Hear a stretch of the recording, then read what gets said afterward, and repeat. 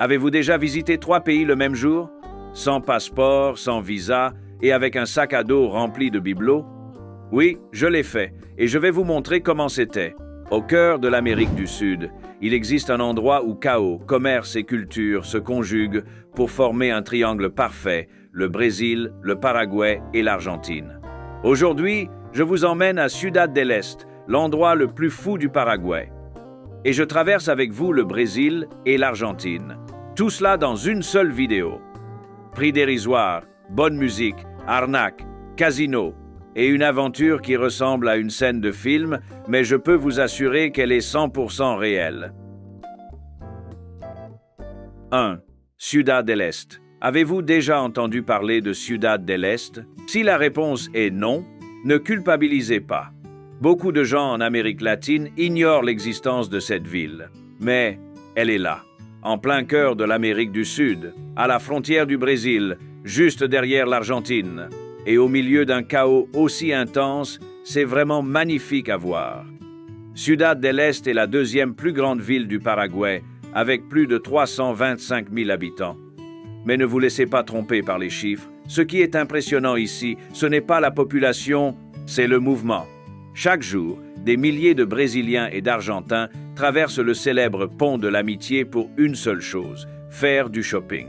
Ici, le commerce est roi. On dirait le 25 de Marceau de São Paulo mêlé à Dubaï, au cœur d'un tourbillon de voix mêlant portugais et espagnol. Vous marchez 5 mètres et soudain, un homme vous propose des pilules bleues pour relever votre petit compagnon, si vous voyez ce que je veux dire. Peu après, quelqu'un apparaît vendant un téléphone portable, un parfum, une fausse paire de baskets, original. Et comme si ça ne suffisait pas, il y a aussi une bouteille de whisky à disposition et, pour les plus audacieux, même un pistolet électrique. Oui, vous avez bien lu, un taser. Il y a tellement de choses que la ville ressemble à un marché en plein air avec des accents de tous les coins d'Amérique latine. Des gens qui vendent, des gens qui achètent, des gens qui crient, des gens qui arnaquent et des gens qui se font arnaquer. Tout cela en même temps. Et savez-vous ce qui est le plus curieux?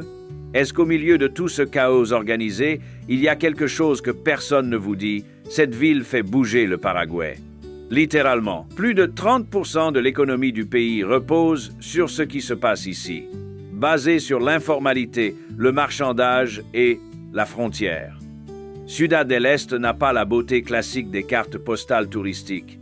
Pas de paysage parfait ni de décor soigné. Ici, le charme est différent. C'est un chaos palpitant, avec une circulation qui semble tout droit sortie de l'Inde, où l'absence de feu de circulation signifie que tout repose sur un garde solitaire qui tente de maintenir l'ordre dans la circulation frénétique. 2. Prix absurdes. Mythe ou réalité? Bon, parlons de ce qui vous fait vraiment briller les yeux et trembler le porte-monnaie, les prix. Avez-vous déjà compris quelqu'un dire que tout est bon marché au Paraguay?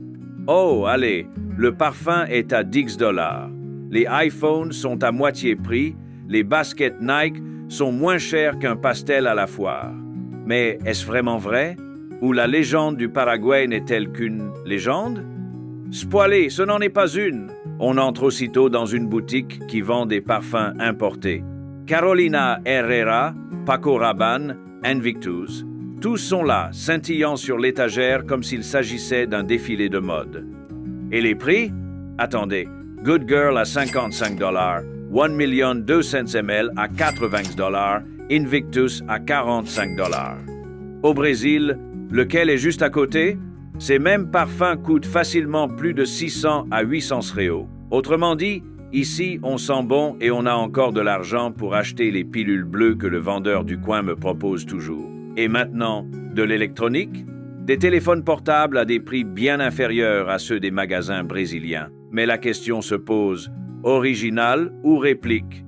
Ici, pas d'hésitation, les arnaques sont partout. Un de mes amis a décidé de jouer la carte de l'intelligence. Il a dit qu'il ne tomberait pas dans le panneau du « acheter dans un magasin connu », qu'il irait directement à la soi-disant source. Je crois que ce qu'il ignorait, c'est que cette source était en fait la source de l'arnaque. Il y est allé, confiant, pensant faire la meilleure affaire du voyage. Il a acheté un iPhone qui semblait neuf, mais il avait vu plus de mains que de filles à un bal funk. Lorsqu'il s'est rendu compte de son erreur et a tenté de retourner au magasin pour se plaindre, il a été surpris par un détail. Le propriétaire n'était pas seul. Il y avait 3 ou 4 collègues autour, tous avec ce regard du genre « réparez et partez ». Et puis, le choc culturel est arrivé. Au Paraguay, le port d'armes n'est pas obligatoire comme au Brésil. Un agent de sécurité qui a à peine de quoi s'habiller correctement, avec des dents de travers, des tongs aux pieds et une arme à la ceinture, il en a, beaucoup. Autrement dit, mon ami a vite compris qu'il valait mieux se taire, accepter la perte et partir discrètement. Et moi, je suis allé directement à Cell Shop, un magasin sympa, un produit original, la climatisation et un ticket de caisse, bien sûr.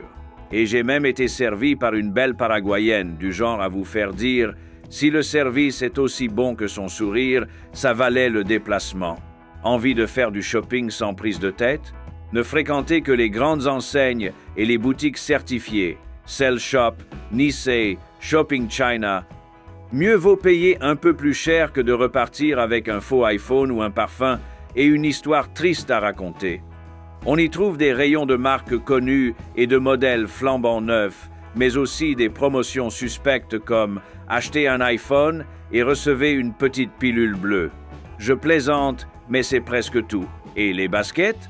Versace avec SH à 19 $, Nike à 30 $, Lacoste à 22 $. Et voici une règle officieuse de Ciudad del Este. Soyez toujours méfiants, mais achetez quand même. Parce qu'il y a des magasins qui vendent des produits originaux avec des tickets de caisse tout beaux et jolis. Mais il y en a d'autres qui, disons, vendent des inspirations créatives. Au final, on se demande, c'est original? Et la réponse est, ça dépend à quel point on veut y croire. Mais les prix sont attractifs. Oh, ils le sont! Et ça explique pourquoi il y a des Argentins, des Brésiliens, des Boliviens, des Chiliens, des Colombiens. Tout le monde se presse ici pour acheter un casque audio, un parfum et un iPhone. On a à peine commencé. Et déjà, on a envie de repartir avec un sac dans chaque main. Mais rassurez-vous, il y a encore plein d'autres choses. 3. Le pont de l'amitié. Il est temps de traverser, littéralement. Le célèbre pont international de l'amitié relie Ciudad del Este au Paraguay à Foz do Iguaçu au Brésil. Et la traversée? Eh bien, cela ressemble plus à un passage secret qu'à une frontière officielle. Pas de contrôle des passeports, pas de police, pas de tampons. On y va et vient comme à la boulangerie du coin. En fait, chaque jour, plus de 20 000 personnes font ce trajet. Et 93% d'entre elles ne dorment même pas au Paraguay. Ils y vont juste pour acheter quelque chose et reviennent. Nous arrivons au rond-point qui donne accès au pont et voyons le panneau. Bienvenue en République du Paraguay. Mais peu de temps après, on est déjà sur le chemin du retour. C'est bizarre. En 3 minutes, on quitte un pays et on entre dans un autre. Et le plus fou, personne ne vous demande rien. Un conseil, faites comme si tout allait bien. Faites cette grimace de « je n'ai rien à cacher » et partez. La traversée est lente, il y a des files d'attente, mais c'est gratuit. On quitte le chaos paraguayen et on commence à ressentir l'atmosphère plus calme du Brésil. La langue change, les annonces changent, même l'énergie change. C'est là qu'on ressent ce sentiment. Mince, je viens de traverser une frontière. Pas de passeport, pas de tampon, j'ai juste l'air d'un touriste avec un sac à dos rempli de parfums et un iPhone. Et ce n'est que le début. Parce que maintenant, nous entrons dans Foz do Iguaçu. Et le contraste, il est immédiat. Mais attention, là, à la frontière, des gens sont prêts à arnaquer des touristes qui ont l'air sympas. Juste là, près du pont, côté brésilien. 2 de mes amis se sont laissés prendre au jeu du bilboquet. Soudain, un type est apparu près d'eux et un autre a commencé à jouer. D'expérience, je savais déjà que le joueur était complice du propriétaire du jeu. Bref, il a commencé à gagner, à encourager les filles à jouer aussi, et à la fin, elles pleuraient. Elles ont commencé à miser 100 réaux et en ont perdu 1500 chacun, l'argent qu'elles allaient utiliser pour acheter du parfum au Paraguay. Je me suis souvenu de cet épisode de Tout le monde déteste Chris, où sa mère récupère l'argent que Chris a perdu dans ce même genre de jeu. Et c'était exactement ce qui s'est passé là-bas. Ils ont leurs potes. Ils font croire que c'est facile de gagner. Et quand quelqu'un perd beaucoup, ils disparaissent. Le joueur a disparu en un clin d'œil. J'ai regardé sur le côté et j'ai vu le propriétaire du jeu sauter sur la moto d'un taxi-moto qui a filé comme pour fuir la police. Ici, on n'est jamais trop prudent. Si l'offre semble trop facile, méfiez-vous. 4. Bienvenue au Brésil. Nous traversons le pont et soudain, tout change. Nous quittons la folie de Ciudad del Este pour entrer dans le calme et la tranquillité de Foz do Iguaçu. C'est comme si quelqu'un avait baissé le volume du monde. De l'autre côté du pont, il y avait des klaxons, des cris, du portunol, des téléphones portables, du parfum et des hurlements. Ici, le silence. Littéralement. Les rues sont plus propres, la circulation est fluide, personne ne vous aborde avec un message « Achetez, achetez, achetez ». Le contraste est si saisissant qu'il paraît presque étrange. Hé, où est le chaos? Où sont les cris? Où sont les vendeurs de pilules bleues pour faire bander mon ami? L'entrée de Foz do Iguaçu est si paisible qu'on se croirait dans une petite ville. On commence à voir des panneaux en portugais, des petites boutiques organisées, des bars discrets et une atmosphère de paix. Mais c'est une paix agréable, la paix d'une ville qui sait accueillir les gens. Foz do Iguaçu compte environ 260 000 habitants et est la 7e plus grande ville du Paraná. Mais ce qui fait vivre tout ici, c'est le tourisme, principalement grâce aux chutes d'Iguaçu, situées à quelques kilomètres seulement. Et j'y suis allé, c'est tellement beau! Les chutes d'Iguaçu sont un spectacle naturel, un ensemble de 275 chutes d'eau qui s'étendent sur 7 km à la frontière entre le Brésil et l'Argentine.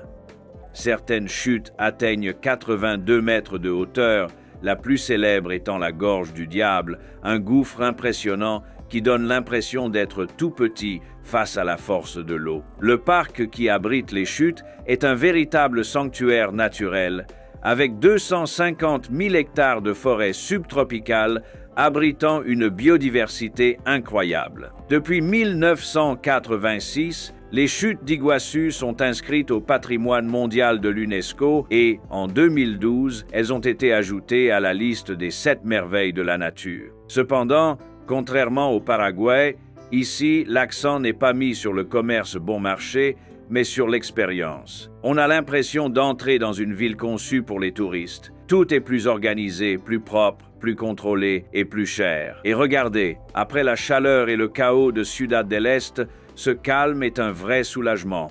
Mais ne vous inquiétez pas, le voyage n'est pas encore terminé. Il y a aussi l'Argentine juste à côté. 5. La traversée vers l'Argentine. Après avoir exploré Ciudad del Este et fait un arrêt à Foz, la question classique m'est venue à l'esprit. Et si on allait en Argentine? Mais la traversée n'est pas aussi gratuite que celle vers le Paraguay. Pour traverser jusqu'à Puerto Iguazú, il faut bien s'y prendre. Heureusement, nous avions un guide local, un chauffeur de taxi qui connaissait tout et tout le monde, y compris les gardes-frontières. Cet homme était presque un diplomate. Il nous a simplement demandé de remplir un bref document, ce qui a pris environ 2 minutes, et voilà, nous avons passé l'immigration comme si nous entrions chez un ami. Dès notre arrivée à Puerto Iguazú, nous avons déjà senti une autre atmosphère, une ambiance plus charmante, plus culturelle et avec une touche de classe. Premier arrêt, un restaurant avec de la musique live. Le groupe était incroyable. Et soudain, au beau milieu du spectacle, les musiciens ont joué La Barça de Luis Miguel. Mon frère, j'adore cette chanson. C'était comme s'ils avaient lu dans mon âme. Juste après, une danse de tango a commencé. Un couple de professionnels qui virevoltent, glissent, prennent des poses spectaculaires, tout ce qu'exige le style argentin. Et comme si la soirée n'était pas déjà assez cinématographique, on a fini dans un casino. Oui, mesdames et messieurs, un vrai casino, avec des jetons, des lumières, des machines, une roulette et tout. Spoilé? J'ai tout perdu. Je ne sais même pas combien j'ai misé. Tout ce que je sais, c'est que l'argent est parti en fumée. Oh, et un détail, on ne peut pas filmer à l'intérieur, absolument pas. J'avais mon téléphone à la main, je réglais juste la caméra et les agents de sécurité me regardaient comme si j'étais le méchant d'un film policier. Monsieur, vous ne pouvez pas filmer. Et ce regard qui disait un pas de plus et vous êtes parti. Mais au final, chaque seconde en valait la peine. Puerto Iguazú a du charme, de l'âme et de la musique.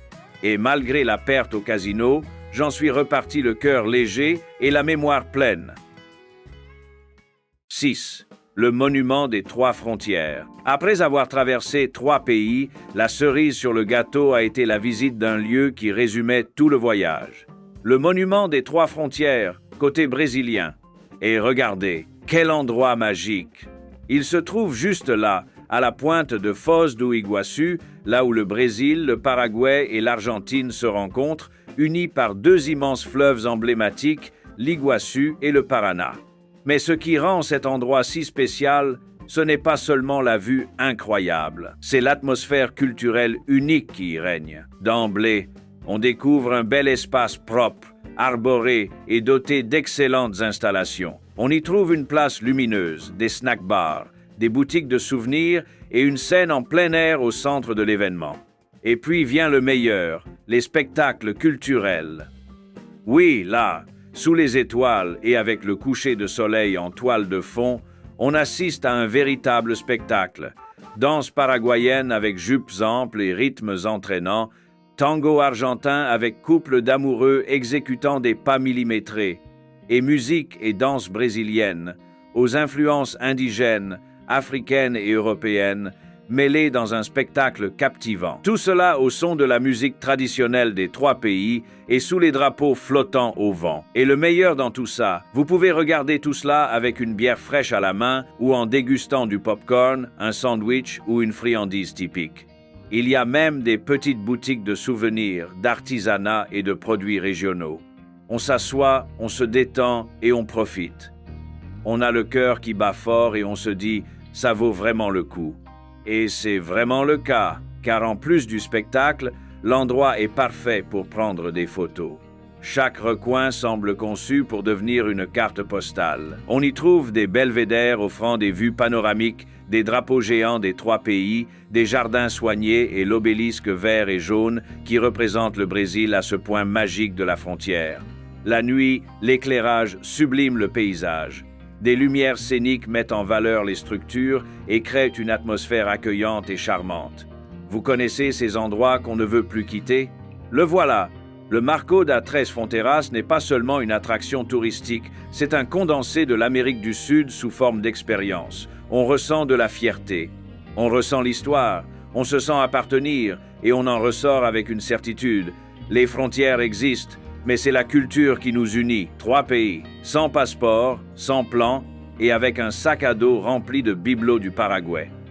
Eh oui, mon ami, j'y suis allé et je suis revenu avec une histoire.